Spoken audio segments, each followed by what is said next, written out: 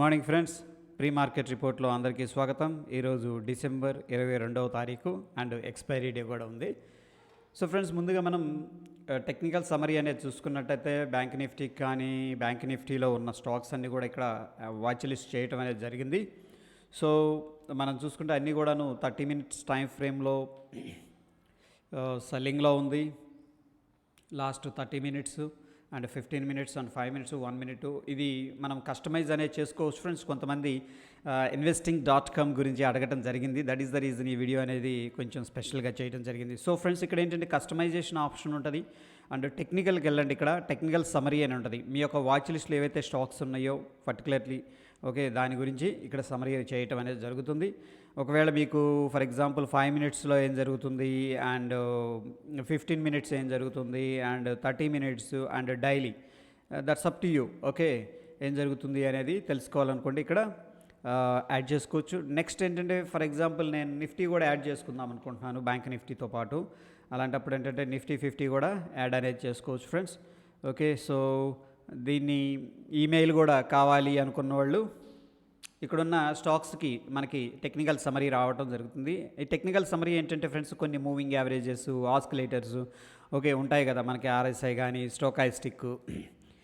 Friends, వాటి యొక్క summary అనమాట. టెక్నికల్గా బ్యాక్గ్రౌండ్లో ఇవన్నీ కూడా క్యాలిక్యులేట్ చేసుకొని దాని అవుట్కమ్ అనేది మనకి ఇవ్వటం అనేది జరుగుతుంది. ఎనీహౌ ఫ్రెండ్స్, మీకు ఇది డైలీ మెయిల్ అనేది రావాలనుకుంటే ఇక్కడ ఎనేబుల్ అనేది చేసుకోండి, టిక్ చేసుకోండి. ఇక్కడ టిక్ చేసుకుంటే మీకు ఏంటంటే డైలీ అనేది మెయిల్ రావడం జరుగుతుంది. ఆ మెయిల్ యొక్క టైం కూడా మీరు ఇక్కడ కస్టమైజేషన్ అనేది చేసుకోవచ్చు. ఇది investing.comలో ఉన్న బెనిఫిట్ ఫ్రెండ్స్. అప్లై అనేది చేయాలి, ఎందుకంటే నేను ఇప్పుడు నిఫ్టీ యాడ్ చేశాను కదా, అప్లై అనేది చేద్దాం. చేసినప్పుడు మనకి ఏం జరుగుతుందంటే ఈ మొత్తం కూడా టెక్నికల్ సమరీకి అప్లై అయిపోతుంది. ఏదైతే స్టాక్స్ ఉన్నాయో వాటికి డైలీ ఎలా ఉంది, నిఫ్టీ బ్యాంక్ ఎలా ఉంది, స్ట్రాంగ్ సమరీ అనేది ఏంటంటే మొత్తం కూడా కలిపి చెప్తుంది అనమాట. ఇక్కడ ఏంటంటే మూవింగ్ యావరేజెస్ ఏం చెప్తున్నాయి అంటే న్యూట్రల్గా ఉందని చెప్తుంది. డిఫరెంట్ ఇండికేటర్స్ వాడతారు, లైక్ సూపర్ ట్రెండ్ కానీ అలాగా బ్యాక్ ఎండ్లో. సో స్ట్రాంగ్ సెల్ అని చూపిస్తుంది. మొత్తం యావరేజ్ చేసుకున్నట్టయితే ఈ యొక్క మూవింగ్ యావరేజెస్ ప్లస్ ఇండికేటర్స్ని సెల్ అని చెప్తుంది డైలీ టైం ఫ్రేమ్లో. వెరాజ్ 30 minutes టైం ఫ్రేమ్లో స్ట్రాంగ్ సెల్, 15 minutesలో స్ట్రాంగ్ సెల్, 5 minutesలో స్ట్రాంగ్ సెల్ అని చెప్తుంది ఫ్రెండ్స్. ఇది నిఫ్టీ బ్యాంక్లో. వెరాజ్ హెచ్డిఎఫ్సి బ్యాంక్ కూడా సేమ్ ఉంది. హెచ్డిఎఫ్సి బ్యాంకులో అయితే న్యూట్రల్ అని చెప్తుంది. అండ్ అన్నీ కూడా దాదాపుగా మనకి సెల్లింగ్నే చూపిస్తున్నాయి. అండ్ మనకు వచ్చేసరికి యాక్సిస్ బ్యాంక్ మాత్రం డైలీలో స్ట్రాంగ్ బై ఉంది, బట్ లోవర్ టైం ఫ్రేమ్స్లో చూసుకున్నట్టు మనకి సెల్లింగ్ అనేది చూపిస్తూ ఉంది. అండ్ ఫ్రెండ్స్, మనకి నిఫ్టీ చూసుకున్నట్టయితే డైలీ టైం ఫ్రేమ్లో స్ట్రాంగ్ సెల్ ఉంది. And of course 5 minutes, 15 minutes and 1 hourలో కూడా సెల్లింగ్ అనేది చూపిస్తుంది. అయితే ఫ్రెండ్స్, ఇక్కడ డౌ జోన్స్ అనేది కూడా ట్రాక్ చేస్తూ ఉన్నానమాట.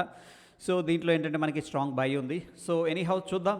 ఒకవేళ ఇది కావాలనుకుంటే మీరు ఇక్కడ నుంచి కూడా ఫ్రీగా యాడ్ చేసుకోవచ్చు. ఇది free of cost friends. And tools, మనకి ఎకనామిక్ క్యాలెండర్ ఎక్కడ ఉంటుంది అని అడుగుతున్నారు ఫ్రెండ్స్. ఇక్కడ టూల్స్ ఉంటుంది, ఎకనామిక్ క్యాలెండర్ ఇక్కడ ఉంటుంది ఫ్రెండ్స్. ఎకనామిక్ క్యాలెండర్కి వెళ్తే ఇంపార్టెంట్ ఏమున్నాయి. సో లైక్ ఏంటంటే మ్యాక్స్ యూఎస్లో డేటా అనేది మనకు వస్తూ ఉంటుంది అండ్ అన్ని కంట్రీస్ ఉంటాయి. అవి కూడా మనం ఏంటంటే కస్టమైజేషన్ అనేది చేసుకోవచ్చు అనమాట. ఇక్కడ నాకు ఓన్లీ పర్టికులర్ కంపెనీస్ కంట్రీస్ కావాలి అనుకుంటే కూడా సెలెక్ట్ అనేది చేసుకోవచ్చు. That's up to you. I hope India అయితే సెర్చ్ ఈవెంట్ ఇది.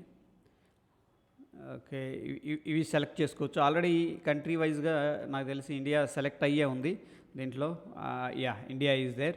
సో ఇండియాకి సంబంధించిన ఈవెంట్స్, ఇంపార్టెంట్ ఈవెంట్స్ అన్నీ కూడా రావటం అనేది జరుగుతుంది ఫ్రెండ్స్. సో రేపేం జరుగుతుంది, లేకపోతే దిస్ వీక్ ఏం కావాలి మనకి, ఈ వీక్లో, నెక్స్ట్ వీక్లో, టుమారో, ఎస్టర్డే ఏం జరిగింది. సో ఇక్కడ చూసుకుంటే మనకి హోమ్ సేల్స్ తగ్గింది, which is not good. And crude oil inventories పెరిగినాయి అనమాట. So which is a positive actually. And తగ్గినాయి. క్రూడ్ ఆయిల్ ఇన్వెంటరీస్ అనేది తగ్గినాయి అనమాట. -5 కాబట్టి విచ్ ఈజ్ ఎ పాజిటివ్. అంటే క్రూడ్ ఆయిల్కి పాజిటివ్. ఎట్లా అంటే క్రూడ్ ఆయిల్ ఇన్వెంటరీస్ అంటే బావులు తగ్గిపోయినాయి అనుకోండి, డిమాండ్ ఉంది బట్ సప్లై తగ్గిపోతుంది కాబట్టి ప్రైస్ అనేది ఏమవుతుంది అంటే పెరుగుతుంది అనమాట. This is the good for crude oil. Anyhow ఏంటంటే కన్జ్యూమర్ కాన్ఫిడెన్స్ ఎలా ఉంది, పాజిటివ్గా ఉంది. సో ఈ విధంగా మనకి ఒక ఐడియా రావడం అనేది జరుగుతుంది. ఎనీహౌ ఏంటంటే ఈ రోజుది మనకి ఎలా ఉందనేది చూసుకుంటే ఫ్రెండ్స్, ఇక్కడ జీడిపి ఉంది quarter on quarter. And of course 7 o'clockకి ఇనిషియల్ జాబ్లెస్ క్లెయిమ్స్. అది కూడా ఈవినింగ్ రావడం అనేది జరుగుతుంది. ఇకపోతే ఫ్రెండ్స్ మనకి వాచ్ లిస్ట్ ఇక్కడ ఉంటుంది ఫ్రెండ్స్, పోర్ట్ఫోలియో. ముందుగా ఏడిఆర్స్ అనేది చూద్దాం. ఏడిఆర్స్లో ఎలా ఉంది అంటే టాటా మోటార్స్ చాలా ప్రెషర్లో కనిపిస్తుంది, హెచ్డిఎఫ్సి బ్యాంక్ కొద్దిగా ప్రెషర్లో కనిపిస్తుంది, and of course doctor Reddy's పాజిటివ్గా ఉంది బికాస్ ఆఫ్ కరోనా ఈ యొక్క న్యూస్ స్ప్రెడ్ అవుతుంది. ఐటీలో ఇన్ఫోసిస్, విప్రో పాజిటివ్గా ఉంది, కొద్దిగా పర్లేదు.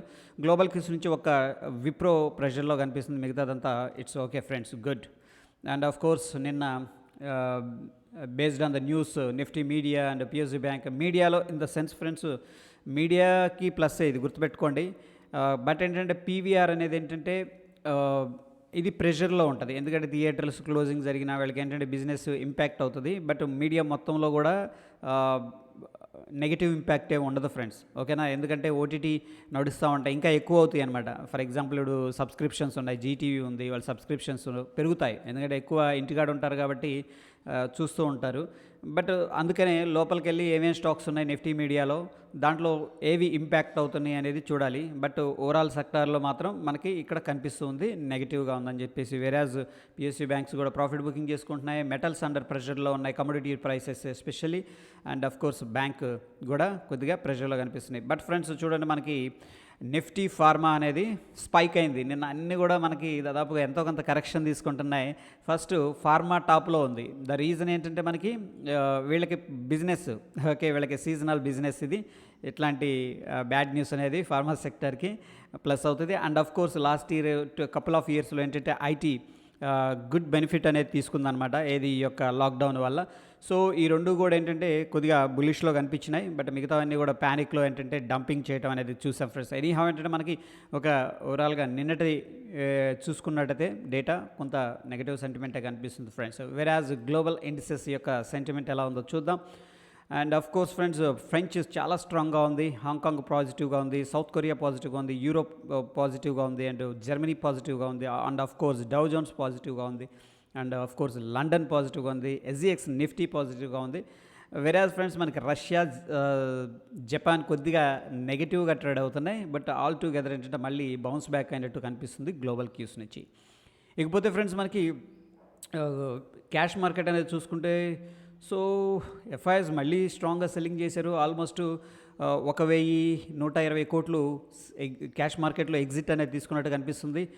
బట్ డిఐఎస్ అయితే స్ట్రాంగ్గానే బై చేశారు ఫ్రెండ్స్. కౌంటర్ అటాక్ 1757 కోట్లు క్యాష్ మార్కెట్లో ఇన్వెస్ట్మెంట్ చేసినట్టు కనిపిస్తుంది. నెట్ చూసుకుంటే 638 కోట్లు ఇన్వెస్ట్మెంట్ అనేది జరిగినట్టు కనిపిస్తుంది. వెరాజ్ ఫ్రెండ్స్ మనకి ఇక్కడ చూసుకున్నట్టయితే డెరివేటివ్ డేటా అనేది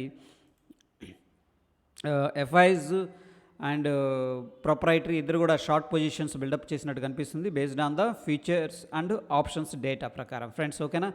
ఫ్రెండ్స్ ఇది నాట్ నెసరీ ఏంటంటే ఎఫ్ఐఎస్ ఎలా ఉంటే మార్కెట్ అలా ఉంటుందని అలా ఏం తీసుకోవద్దు. జస్ట్ ఏంటంటే ఒక సేక్ ఆఫ్ ఎడ్యుకేషన్ అనుకోవచ్చు, ఒక నాలెడ్జ్ కోసం ఏంటంటే ఇది తీసుకోండి, okay. Based on the FIS data, DIS data ఏంటంటే don't put your money. But anyhow ఏంటంటే తెలుసుకుంటూ ఉందాం వీళ్ళ యొక్క ట్రెండ్ ఎలా ఉంది, వీళ్ళు ఏం చేస్తున్నారు అనేది. ఎఫ్ఐఎస్ అయితే సెల్లర్స్గా ఉన్నారు, క్లయింట్ అయితే పాజిటివ్గా ఉన్నారు, ప్రొప్రైటరీ సెల్లర్గా ఉన్నారు, అండ్ డిఐఎస్ అయితే బయర్స్గా ఉన్నారు based on the DI data. ఇకపోతే ఫ్రెండ్స్ మనకి top futures based on this current month ఏంటంటే, నేను నిన్న మిస్టేక్ ఏంటంటే నెక్స్ట్ మంత్ పెట్టాను, ఎందుకంటే ఈ థర్స్డే ఎక్స్పైరీ ఉందని చెప్పేసి, ఇంకా నెక్స్ట్ వీక్ ఉంది కాబట్టి మనం స్టిల్ దీన్ని కన్సిడర్ చేసుకోవచ్చు. లాస్ట్ వీక్ అని చెప్పేసి నేను కొద్దిగా మిస్టేక్ అయిన friends, sorry about that one. Anyhow ఏంటంటే మనం ఇక్కడ చూసుకున్నట్టయితే 1.4% ఎంఎఫ్ఎస్ఎల్ అనేది ఓపెన్ ఇంట్రెస్ట్ 20% ఉంది, బట్ ప్రైస్లో లెస్ యాక్టివిటీ కనిపిస్తుంది. వెరాజ్ ఎల్ఐజీ హౌసింగ్ ఫైనాన్స్లో కూడా లెస్ ప్రైస్ యాక్టివిటీ కనిపిస్తుంది, బట్ ఏంటంటే ఓపెన్ ఇంట్రెస్ట్ ఎక్కువగా కనిపిస్తుంది. And of course fin Nifty and Torrent Pharma, ఈ మూడు స్టాక్స్ టాప్లో ఉన్న MFSL, LIC housing finance, Torrent Pharma, ఈ మూడు కూడా వాచ్ లిస్ట్లో అనేది పెట్టుకోవచ్చు ఫ్రెండ్స్, మొమెంటం కోసం, కపుల్ ఆఫ్ డేస్ కోసం. ఇకపోతే ఫ్రెండ్స్ మనకి ఓపెన్ ఇంట్రెస్ట్ అనేది మనం చూసుకున్నట్టయితే DI data, intraday data and పొజిషనల్గా చూసినట్టయితే మనకి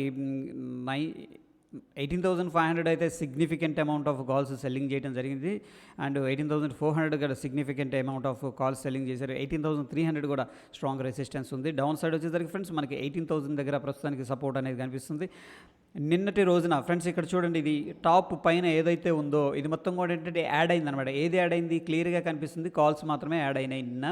అండ్ ఈ జీరో లైన్ కింద ఏదైతే ఉందో ఫ్రెండ్స్ ఇదంతా కూడా మైనస్ అనమాట. అంటే చూడండి, నేను కర్సర్ పెట్టినప్పుడు మీకు ఇక్కడ పుట్ ఓపెన్ ఇంట్రెస్ట్ పోతుందా ఇది, ఇక్కడ చూడండి, పుష్ ఓపెన్ ఇంట్రెస్ట్ -60 lakhs ఎన్నో ఉన్నాయి. అంటే ఏంటంటే వీళ్ళు ఎగ్జిట్ అయిపోయారు పుట్స్, ఎందుకంటే మార్కెట్ నిన్న డ్రాస్టిక్గా పడింది కాబట్టి పుట్స్లో లాస్లు వస్తాయి. కాబట్టి మార్కెట్ ఎప్పుడైతే కిందకి పడిందో వాళ్ళు ఏంటంటే ఓకే ఇది బేర్ మార్కెట్ అన్నట్టు ఈ పుట్స్ అన్నీ కూడా తీసేసి కాల్స్కి వచ్చేసారు అనమాట. బట్ అగైన్ ఏంటంటే ఇది షిఫ్ట్ అవ్వచ్చు based on the price action అనమాట. Okay friends, and that is all about pre market. Again ఏంటంటే మనం అసలు మిస్ అయ్యాం డైలీ టైం ఫ్రేమ్లో. ఒకసారి ఎస్జిఎక్స్ నిఫ్టీ అనేది ఎక్కడ ట్రేడ్ అవుతుంది అనేది ఒకసారి చూద్దాం friends. So based on the SGX Nifty feature కానీ మనం చూసుకున్నట్టయితే, సో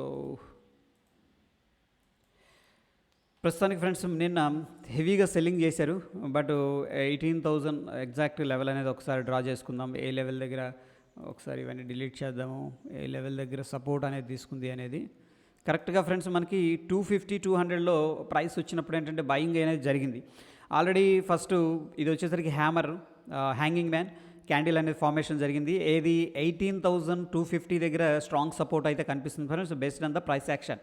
ఓకే, అండ్ నెక్స్ట్ మనం చూసుకున్నట్టయితే 18,355 దగ్గర ప్రస్తుతానికి ఎస్జిఎక్స్ నిఫ్టీ అనేది మనకి ట్రేడ్ అవుతుంది. వేరేజ్ ఫ్రెండ్స్ మనం నిఫ్టీ అనేది ఒకసారి చూసుకున్నట్టయితే నిఫ్టీ చూసుకున్నట్టయితే 18,200 దగ్గర క్లోజింగ్ అనేది ఇచ్చింది. So based on the SGX Nifty ఏంటంటే ఫ్రెండ్స్ మనకి దగ్గర ఏంటంటే 150 పాయింట్లు అనేది పాజిటివ్గా కనిపిస్తుంది. మనకి గ్యాప్ అప్ అనేది ఎక్స్పెక్టేషన్ అయితే చేయొచ్చు friends based on the SGX Nifty.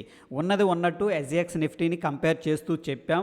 Okay, ఇది అవ్వచ్చు అవ్వకపోవచ్చు, బట్ ఏంటంటే ఓవరాల్గా ఒక పాజిటివ్ నోట్ ఓపెనింగ్ అయితే జరిగే అవకాశం అయితే ఉంది friends. Okay, that is all about pre market report. Stay tuned friends, ధన్యవాదాలు.